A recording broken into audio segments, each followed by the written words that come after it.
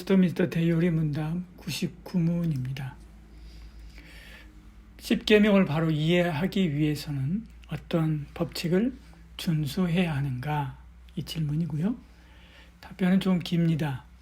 10계명을 바로 이해하기 위해서는 다음의 법칙을 준수해야 한다. 1. 율법은 온전한 것으로 누구나 인격적으로 그 의를 충분히 따르고 영원토록 온전히 순종하여 모든 의무를 철두철미하게 끝까지 완수하여야 하며 무슨 죄를 막론하고 극히 적은 죄라도 금한다. 2.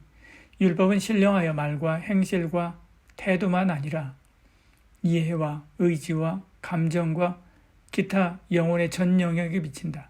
3. 여러 가지 점에서 꼭 같은 것이 몇 계명 중에 명해졌거나 금지되기도 한다. 4. 해야 할 의무를 명한 곳에는 그와 반대로 죄를 금한 것과 어떤 죄를 금한 곳에는 그와 반대로 의무를 명한 것과 어떤 약속이 부과된 곳에는 그와 반대로 경고가 포함되어 있고 어떤 경고가 부과된 곳에는 그와 반대로 약속이 포함되어 있다. 5. 하나님께서 금하신 것은 아무 때나 해서는 안 되며 명하신 것은 언제나 우리의 의무이다. 특수한 의무는 언제나 행할 것만은 아니다. 6.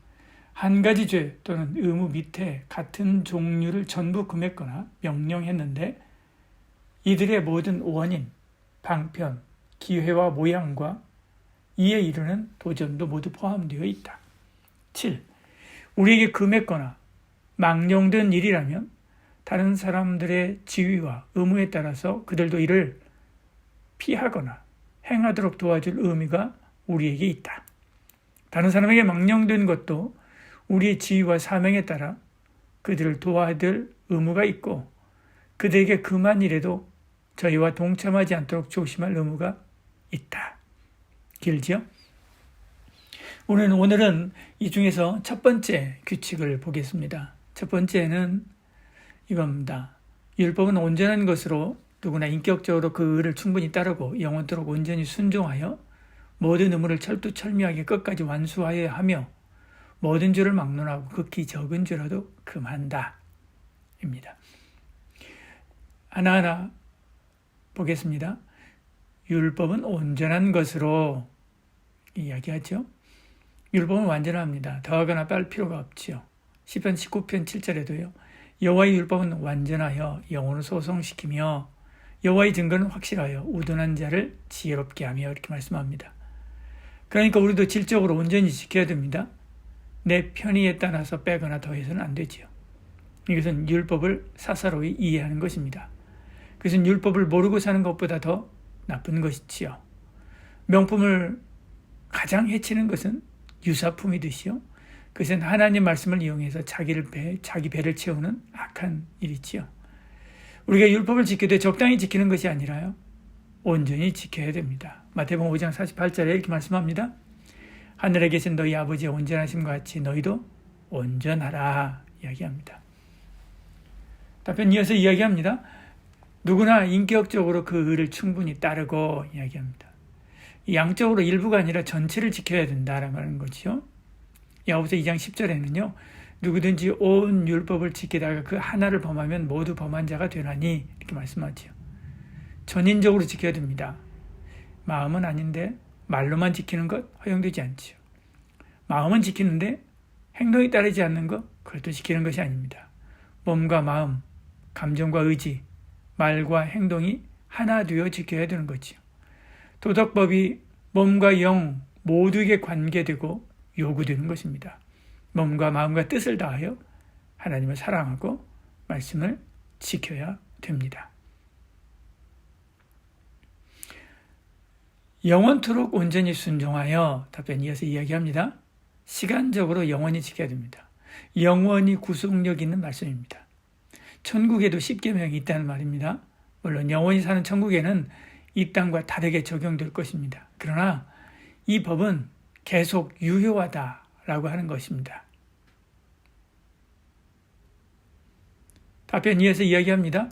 모든 의무를 철두철미하게 끝까지 완수해야 하며 모든 죄를 막론하고 극히 작은 죄라도 금한다.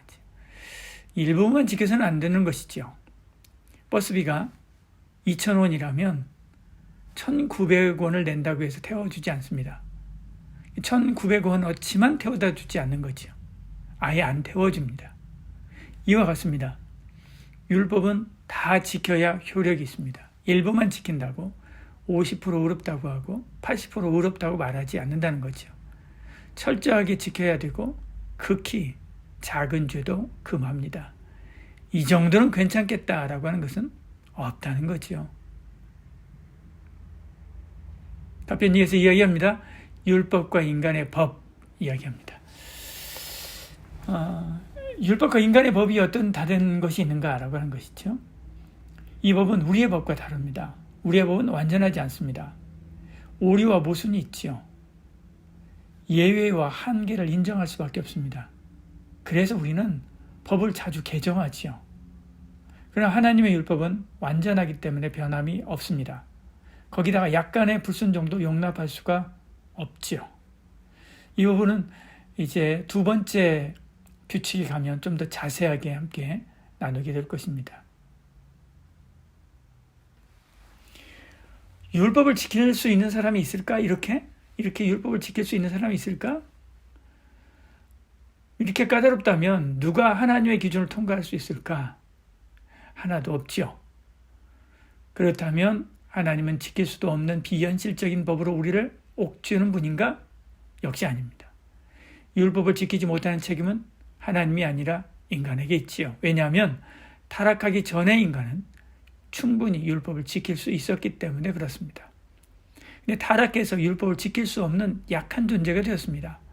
그렇다고 하나님은 타락한 인류의 수준에 맞추어서 기준을 낮추지 않았습니다. 수준을 낮추는 대신에 다른 길을 제시하지요. 그분이 바로 예수 그리스도입니다. 오직 주님만이 완전한 이 율법을 지킵니다. 예수님은 공생애를 사시면서 죄를 지은 적이 없습니다. 도덕적으로 완전한 삶을 사십니다. 마음과 뜻과 힘을 다해 전심으로 하나님을 사랑하고 사람을 사랑하시되 끝까지 사랑하시죠. 우리는 예수님을 통해서 도덕법의 요구가 추상적이거나 실현 불가능한 것이 아니다라고 하는 것을 알게 됩니다. 우리는 완전하지 않습니다. 완전하신 주님의 십자가로 완전함을 전가받았지요. 우리는 생명이 없습니다. 영적으로 죽었습니다. 그런데 생명이신 주님의 피로 구원받게 되었지요. 우리는 율법을 지킬 수 없었습니다. 그런데 그로 말미암아 구원받게 율법을 완성하고 구원받게 하신 것을 보지요. 그러니 우리가 주께 감사하지 않을 수 있겠습니까? 나의 나됨은 주의 은혜다라고 고백할 수밖에 없는 거지요. 기도하겠습니다. 사랑이 많으신 우리 하나님, 우리 가운데 함께 하시고 은혜 베풀어 주시사 우리를 죄와 사망에서 구원하여 주시고 율법을 지킬 수 없는 우리를 대신하여 주님이 오셔서 다 지키시고 그 의를 우리에게 전가하사 우리가 예수님의 그 의를 힘입어서 구원받게 하여 주심을 감사합니다. 우리의 구원이 오직 예수께 있음을 기억하게 하시고 주님을 의지함으로 하나님께서 우리에게 주신 율법의 말씀들을 힘을 다해 마음을 다해 뜻을 다해 섬겨가고 또 실천할 수 있는 저희들 되게 하여 주시옵소서. 예수님 이름으로 기도합니다. 아멘.